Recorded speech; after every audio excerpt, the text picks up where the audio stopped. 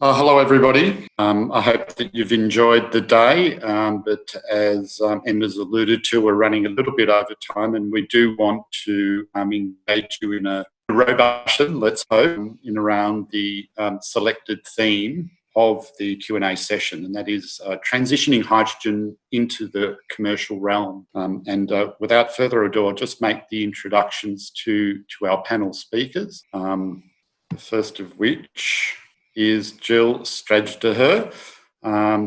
I won't probably go through reading through her profile. I'll let you read that at your own leisure, but we're very grateful that Jill's joined the panel. Unfortunately, there was a big demand for speakers and we couldn't fit everybody in, but Jill's been very proactive through NERA's activities in running workshops and the like, stakeholder engagement workshops to consolidate next steps for post the National Hydrogen Strategy. So welcome, Jill. Thank you. Just give you a few more moments just to read through Jill's profile. Next, Diane Hinson, who's the founder and CEO of Viridius Energy. Again, Diane's involved in a very important initiative in the southeast Queensland region, and very pleased to have you on board, and we look forward to your comments, Diane. Again, give you a few moments to read through Diane's profile. No worries. Thank you, Diane. Next, we've got a bit of a legend engineer, a guy that I've known for a while, Dr. Andrew Dix, currently a Principal Research Fellow at Griffith Uni, but does a fair bit of consulting around the traps in an advisory role. Andrew was also the author of Fuel Cell Systems Explained, and goes way back in terms of leading edge fuel cell research. So you can read a bit about Andrew there. He's actively involved with the Australian Association of Hydrogen Energy. Welcome, Andrew. Thanks, Lou, and it's good to be here. It's the first time I've been called a legend, but I should take this as a compliment. That comes from the heart, Andrew, from the bottom of the heart. You're lying, Andrew. I call you a legend all the time. You know that. Craig, you do. And just onto our final panel member, who's been a very diligent MC today, Paul Hodgson, also from NERA, but Brisbane-based, focus on the East Coast. Paul's done a terrific job, and just while you're reading through his profile, thank you, Paul, for all your efforts in supporting PRIA. We've all been trying to help PRIA as much as we can, but your tireless efforts are much appreciated. And we also look forward to your comments and to the discussion we're about to have. Thanks. Welcome, Paul. Yeah, thank you. And you're welcome. It's been great to be involved. Excellent. Just a few more moments to read through Paul's qualifications and the like. So we'll take this reasonably informally. I did prompt questions to come from the floor or from our attendees, but I'll move to the next slide, and these are the sorts of questions that we might kick off with. The first actually being, what are the drivers that prompt commercialisation, be it for hydrogen or anything else for that matter, but we will relate this discussion specifically to hydrogen technology, and the sort of hydrogen technologies that's not the conventional use of hydrogen. Hydrogen's been utilised as a chemical feedstock in the petrochemical industries and others for quite some time, but we want to focus on the next generation of hydrogen utilisation. And what are the drivers for it, and what is it that actually presents a barrier and obstacle to the commercialisation? So what we might do in this instance is just go around the table in the order that I introduced the speakers for their views on that, and we might start off with you, Jill, if you'd care to touch base on what are those factors, what are those drivers that you believe are most important that are going to dictate the rate of uptake of hydrogen technologies? Well, it's a very interesting question, given that hydrogen can go across so many different sectors. So and that's quite a challenge. I think that the barriers are always going to be the entries into markets. And so government, I see, is an important part of that that uptake. But apart from the fact that we could, state governments and the federal governments can help out, there's also the natural barrier of the population itself, and the population will always look at cost. And if you look at any of the research, whilst people love the idea of decarbonisation and they do want to see a better world for their children, they still will look at cost, and so cost will need to be, it doesn't matter whether you're a business owner or a household, you will be looking at why would you opt for a vehicle, why would you, if electric vehicle, a hydrogen vehicle, or petrol or diesel, it's always going to be dictated by the cost and the availability of that. So there are lots of things that we can do, and I think that we will need to do. We've seen it with wind and solar. So I do think it's not an insurmountable barrier, but it is something we just need. Terrific. Thank you, Jill. To you, Diane. Very much as said, and it is a very complex issue, especially around that. And it's all about the end user uptake. Why would they to move into hydrogen? And that is one of the nuts that we're wanting to crack. Well, first with my startup, and then also now with the cluster. It's not easy. There is nothing, like if you take the heavy vehicle industry, for example, there is no incentive, and they cannot charge a premium for going green. So how do you make the business case stack up for them to want to move to hydrogen? So yeah, that's a real key part for us, is that end user, as well as the whole supply chain as well. It needs to be tackled as a supply chain. And collaborative efforts are needed for that, including government. Terrific. Thank you, Diane, for that. Andrew, do you have anything to add here? I think what you have to remember is that traditionally there have been three drivers for hydrogen fuel cell technology particularly. One is the improvement or reduction of emissions, so that's in terms of improving local air quality. Another has been the climate change and need to reduce CO2. And the third one is energy security. And I think all of these have an important role to play. But fundamentally, somebody once said that the problem with all of this is cost, cost, and cost. And I think that whilst governments can take hold of some of the big picture issues in terms of like responding to climate change, and clearly that's happened in Europe. And one of the reasons for why Europe has gone way ahead with hydrogen, and to a certain extent Japan as well. But fundamentally, from an engineering and commercialisation perspective, cost has got to be an important issue. And I'll bring in Paul now to round off the initial discussion. Yeah, look, just quickly, Luigi, I mean, I would flip it from costs to value and alignment. I think across the hydrogen sector, there's different applications. And within those different applications, there are different potential customers, and each of them will have different drivers. So it's really about understanding, what's actually happening for that company. Are they wanting to be a leader? Are they wanting to signal to the market? Are they getting pressure in certain areas? Do they have, what's their appetite for trying something new? Are they a leader or are they a follower? All those kind of things. So it's really just understand the customer. What's the value? And hydrogen is one that's not a linear value. It's an integrated value. So looking at all the fringe value that you can get from going to hydrogen, I think is really important.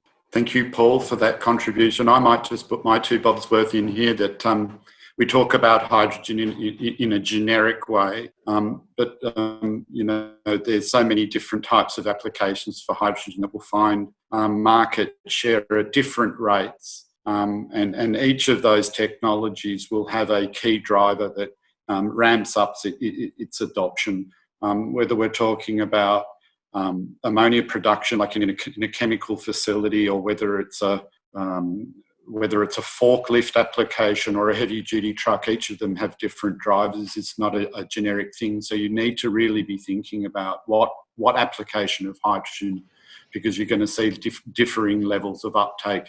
I mean, it may even be a case of in different regions of the world, you've got greater uptake of, let's say, mobility applications of hydrogen, whereas perhaps in a place like Australia, it mightn't be so prevalent. I'll move to the next point, and that is, well, actually, what I might do is just skip through to the break-even analysis, which a little bit dated now because it's the work that was presented at the National Hydrogen Study back in 2019, and it shows different types of applications of hydrogen, from trucks through to, well, I can't quite see because I've got all of our panelists' heads there, but there's something off to the right there. But you can see that there's a diversity of application, and the break-even point in terms of the dollars per kilogram differs significantly. So if the price is high, then you would correlate that to an early adoption of that technology, and this is an average of different markets. So we need to bear that in mind, that this may not correlate to the European situation or that in the Americas or the North Americas. So this is important. This is an important point to understand, is that different rates, different technologies, different drivers, and their penetration into the market will differ. So I'll go backwards now to our second point, and that is, what role can governments play? There's lots of things that we're actually quite fortunate that we had a universal support for the National Hydrogen Strategy, which I wrote in an AIE journal that I found to be pretty groundbreaking and pretty rare. Different governments of different persuasions came together to support the recommendations of the National Hydrogen Strategy. There's certainly lots of government support for pilot projects. But over and above that, over and above the pilot stage, what role should governments be playing, be it at the state, Commonwealth, or even at the local level? One of the things that I'm sort of struggling with, that despite all of the good work of the National Hydrogen Task Force, there's not really a set target on what we're trying to achieve or where we're trying to be, other than the $2 per kilogram target geared at electrolysis production for export markets. There really is no firm target.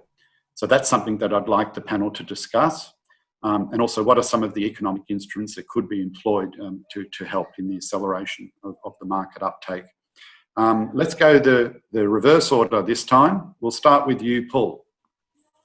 Thanks, Luigi. Look, I think one of the key things, and probably just related to what I said before about it being an integrated model, is that getting governments to understand why hydrogen and the like. So, for example, take the diesel, the remote diesel. We spend billions of dollars a year as taxpayers on a diesel, remote diesel fuel subsidy. We've got fuel security issues in Australia. So rather than just setting a hydrogen target as a single thing, it's much better to actually look at how it fits into a whole, not just decarbonisation agenda, but an economic agenda, and also a fuel security agenda, for example, in that case. I think some of the economic instruments are things like procurement. Government is a very large purchaser and can set not just market signals, but can actually build early demand by procuring things in the hydrogen and the decarbonisation space. Other than that, I'll probably leave it at that. I'm sure the other panelists will come up with some great ideas. In fact, I won't dictate who speaks. Just cut in as you like. Any of the other three speakers that cares to add value here, or could we call in Craig Knight, perhaps, to have a little bit of an input on things like concessions, tax breaks. For fleet operators, for instance. Yeah, thanks, Lou. Craig Knight here. We've seen a lot of countries bring in things like road tax holidays, 2-3 years of road tax holidays and that sort of thing as a bit of an incentive. Obviously, there are more direct incentives too, like partial investment being covered by ARENA for starter fleets and so on, because as everyone knows, or as everyone probably would know, getting started on hydrogen is pretty hard and pretty expensive. It's actually really easy to scale once you get started. And that's really a big difference with going towards battery electric mobility, because there are frequently some cost gaps in the total cost of operating model with small fleets, for example, and you overcome them once you get to bigger fleets. Because, as I said, you've already made initial investment in hydrogen. It's much easier to increase the fleet size, and you don't have extra capex. How do we tackle the issue of exorbitant costs at the refueling station? Is there a role for governments in that? A lot of countries have had capped pricing, for example, for a period of time, because they know that the market will eventually take over and the costs will, represent, the commercial competitive reality. So, but a lot of countries, when they've tried to get hydrogen started, they've had capped pricing and they've subsidised the actual operators of the stations as a way to help on the adoption side. I think there's a few different ways to do it. Another way you can do it, you can give credits based on the purchase of the zero emission fuel. There's a few different ways you can do it, but it definitely helps. And I'm always open to provide some input to to committees or others who are trying to figure out the way to do this, because it's really important to get the ball rolling. What can we do as an industry to support you, Craig, in that regard? I think we've got to look amongst the kind of likely early adopter groups and sit down and talk to them and figure out what the gaps are. And once you've got a quantum, on those gaps, then the level of support you need, and you can figure out a mechanism to get it. So it's really, and as a few people have mentioned today, the old horses for courses, or, it's kind of a case-by-case thing a lot of times with hydrogen. There's no single best answer to any question about all this sort of stuff. It really is sitting down and talking and figuring out which model works for a particular scenario.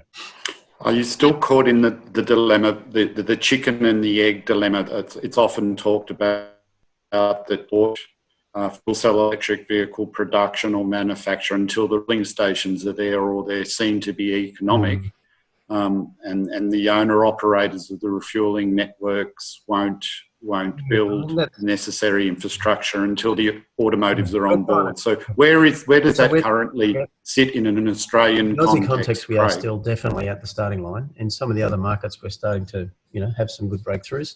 But this is one of the reasons why we like to work with groups like Toby's Electromotive, because they have a mission of making the stuff viable at an infrastructure level. We have a mission of making the vehicles viable, and with third parties that are willing to work on the infrastructure in a creative way to make it viable. The last remaining piece is hydrogen production at scale, and then that at scale, hydrogen production will be much more affordable. There's no question about that. It's interesting that I've just finished saying about different technologies will see market penetration at different rates. But if I turn to someone like Andrew or other experts that know about the fundamentals of hydrogen production, and in the transport context, it's a little bit different, because it's not just about producing the hydrogen, it's then going to the extra step of creating the refueling infrastructure and the pressure required to refuel a fleet of fuel cell trucks. So Andrew, if I can turn to you, what is the potential for the reduction of hydrogen refueling station costs? Does it come back to R&D? Can we have a little bit of a discussion? Even the CSIRO guys might have a view on this, but realistically, where is the step jump in efficiency or reduction of cost, such that chicken and egg dilemma is broken? Look, I think much in the same way as we've seen a gradual improvement in the performance and the cost reduction of fuel cells, all the technology associated with hydrogen production. So I'm talking now about solar systems, about inverters, electrolyzers, water treatment, compression, liquefaction, all of those steps that you have between the kind of the energy and the hydrogen that you want to produce. All of those have cost and an efficiency associated with them. And don't forget the fuel cell themselves. The fuel cells have been around for, I don't know how many, I've lost count of how many years now, and they're still being improved. So what is now maybe a 50% efficient fuel cell might end up being a 75% efficient in a few years' time. And the same could apply to electrolyzers, it could apply to all of the different steps, and alongside that efficiency improvement, which inevitably will be dependent to a large extent on R&D. So continuing in all of those areas is really important. And with the terrific work that guys at UND, for example, catalysts, that will certainly help. You share the subject or Arnie, is that where you're directing? It comes down to materials research, the original material. Are groups like C do sort of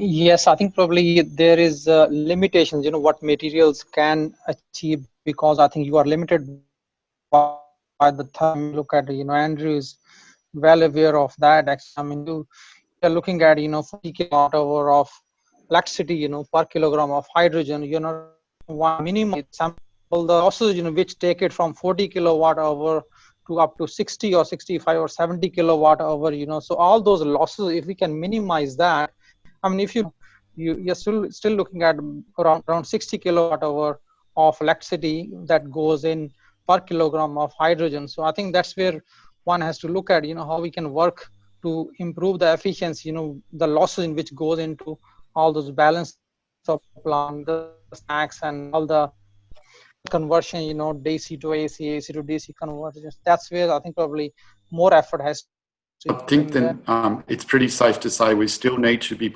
pouring lots of support into leading edge R&D across the full supply chain. Yeah, that's true. Yeah. And potential improvements on the efficiency and the reduction of cost. Yeah, thanks, Lou. I was going to chime in there. It's a great discussion piece, this one. It goes to show the hydrogen industry is sort of tapping into a new innovative idea box which hadn't existed before. Hydrogen never had to compete with, or electrolysis as a process never had to compete with an incumbent fossil fuel technology. So it's false to say that there isn't innovation left in any of the technology pathways, be it alkaline, PEM, or solid oxide. Obviously, that's a front runner in that terms. But I guess the desperation to get over the economic hurdle does lead to various innovative thinking. And I must say that even for alkaline, considering its mature technology, there is a lot. Our product roadmap is pretty full in terms of the developments that would leverage that result in the economics being better. And I totally support Annie's view there that the balance of the plant and everything else that goes around it, no one will buy the electrolysis cell by themselves. Hydrogen is produced, it's got to be moved out of there, it needs to be conditioned. There are processes around the electrolysis process that also consume energy. So there's equally a window of opportunity to minimize those. And yeah, certainly we at ThyssenKrupp definitely have these things in mind, and we're continuously working on them. It was presented earlier in the day that the cost of the hydrogen is only 20 to 40% capital insensitive. That renewable hydrogen inextricably linked to the electricity price. Jill, did you want to comment on the balance between power generated through fossil fuel sources versus renewables? There's a fair bit of conjecture about whether we go down the gas route or renewables. The pricing that I presented earlier today indicated that renewables were becoming very cost competitive. What role does gas have in a hydrogen future? I don't think I'm the best person necessarily to speak about that in detail, but I do know that there is still it's a difficult debate, but there is still this idea that gas will have a strong influence or strong support of it as a transition fuel, and there are commentators globally that will opt for gas and sort of push the idea of gas being the transition fuel until the point where there's an opportunity to take over, other until there are other energy options.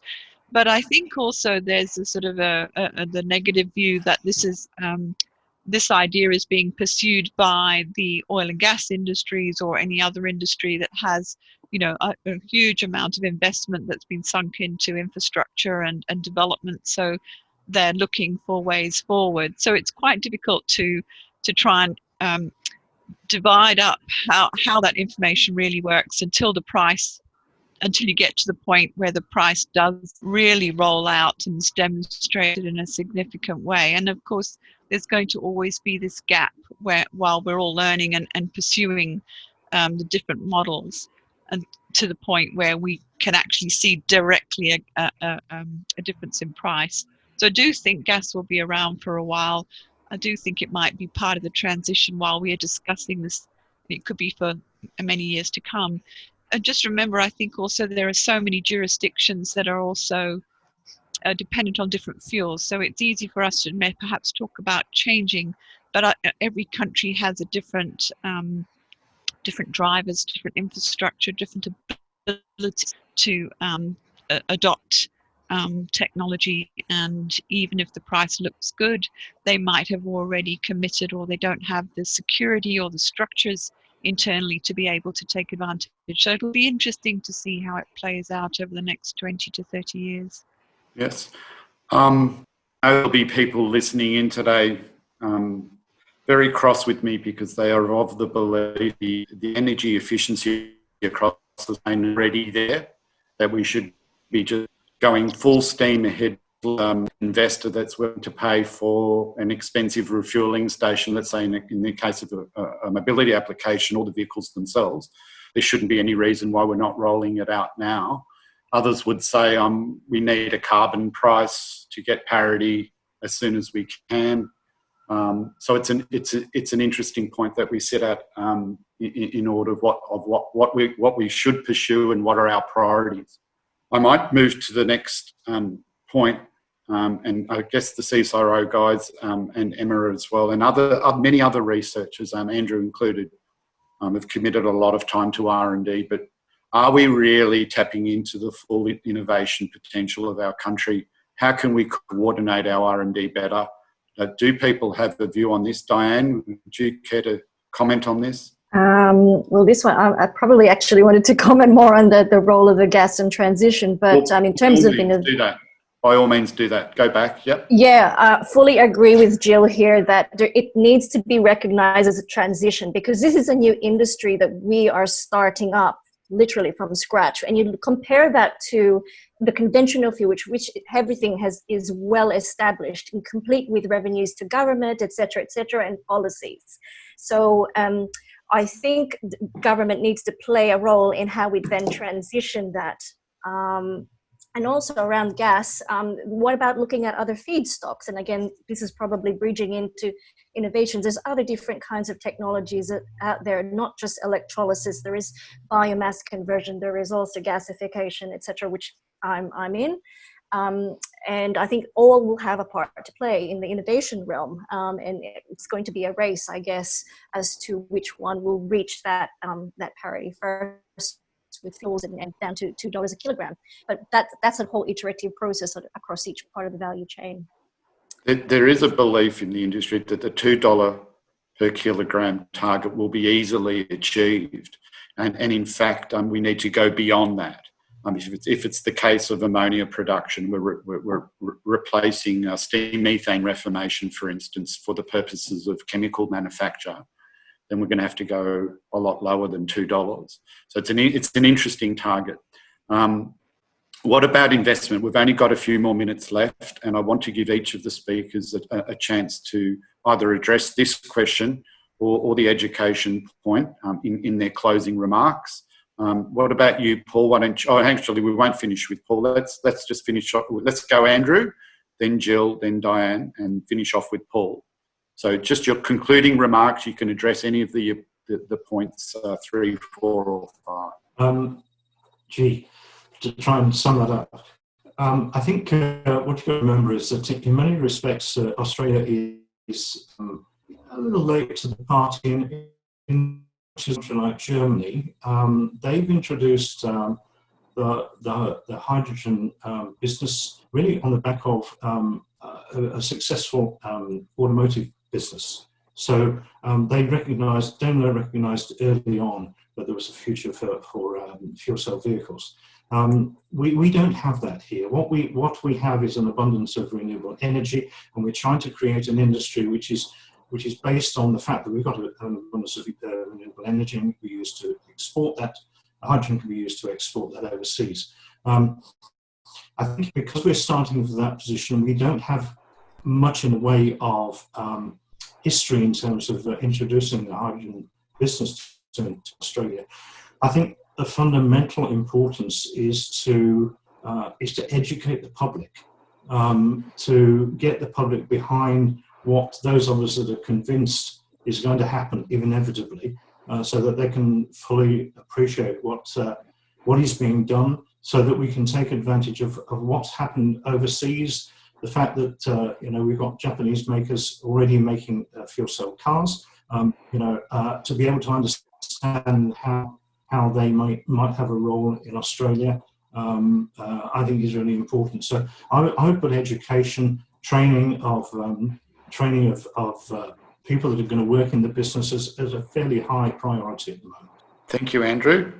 Jill, your closing remarks? Oh, yes, my closing remarks are on innovation. I'm always really, really keen to see how you can maximise this, and I don't feel that we're doing it as well as we could. I do believe we still keep looking for experts overseas, and I feel we should back ourselves more and more. I also feel that with regard to hydrogen, we've got a lot of sector coupling that can be done. So it shouldn't be narrowly focused into sectors. I would hate to see that happen, because we do have, our scientists and people who are working in R&D, even onto the D, are always capable of working across multiple sectors, and so we mustn't inadvertently force people into, we have chemical engineers that work in oil and gas, and so therefore they get labeled oil and gas, where in actual fact they're chemical engineers that could be in any sector. So we need to be a lot more sophisticated about how we bring our sectors together, especially for hydrogen. We can do that particularly well. I'd also just like to very quickly comment on the government role, and I saw that the reverse auctions that worked for the ACT and Victoria governments, where they were able to pick up the gap in terms of some of the big developments going forward around projects, and we talk about that comes together with investment, but not so much private equity. It does give a little bit of certainty when you have government involved in this sort of early phase. Private equity will always look for certainty, and probably more certainty than we can provide at the moment, but it will be looking for the policies that are giving the very clear signals, and $2 a kilo is not it's not enough. There needs to be a few other sort of targets or a few other sort of really solid policies. Thank you, Jill. Diane? Yes, definitely. Government policies is a key to this, not just around tax incentives for end user uptake, perhaps even putting a sustainable carbon price that you can use to transition, as well as extra incentives for investment as well, because some of the VCs that I have spoken to say that investing in hydrogen is high risk because it is an emerging market and they prefer more mature technologies to get a return. So how can you use government to unlock investment potential in this space? And is it possible to de-risk investment in hydrogen by, say, creating creative vehicles for investment in a supply chain and guarantee your end use? I don't know. I think all of this is good to explore. Thank you, Diane. And I might just add a closing remark before I hand back to Paul, who is the MC, before we close the day. And that I think that idea of multidisciplined approach be it through education, certainly improve stakeholder engagement and partnership. I think I touched on that during my talk, is really, really important. We're all in this together. We're trying to build an industry together. It's no use operating in silos. We should be sharing information much more readily, be more collaborative, seek out those partnerships, communicate to government we want. They're generally responsive. We're in a lucky country. Let's move forward together. Over to you, Paul, and thank you for the opportunity of being part of this and the opportunity to run this panel. And thank you to all the panel speakers. Concluding remarks, over to you, Paul. Thanks, Luigi. Well, these will be concluding remarks just on this panel session, but probably could relate to the rest of the day. And it could be heresy to start with, but I think we have to always keep in mind that hydrogen is just a potential tool. It's not the goal in its own right, the point of hydrogen, or even the growth of a hydrogen energy sector. It's really about decarbonisation. And if there's a better way of doing it, then that's what we should be looking at. So I think it's really key in presenting it to anyone that may be looking to fund it or to get involved. It's not just about hydrogen, it's actually about what are those needs that it's achieving. On the innovation point, I'd just really like to be really clear that innovation, not all innovation starts in a research environment. A lot of it does start in the private sector. And not all innovation is technical innovation either. And I think one of the things we're seeing right across the energy sector is actually a lot of market innovation, a lot of business model innovation. And I think that's really important to keep in mind. And in terms of investment, there's always money around for good projects. And if anyone disputes that, I'm happy for them to contact me. It's about finding value. It's not necessarily, again, just about production of hydrogen. You know, in the last few years, we've seen 5 new cooperative research centres, including one that Jill's involved with, the Cooperative Research Centre for Future Energy Exports, over $1 billion of cash and in-kind supporting from government.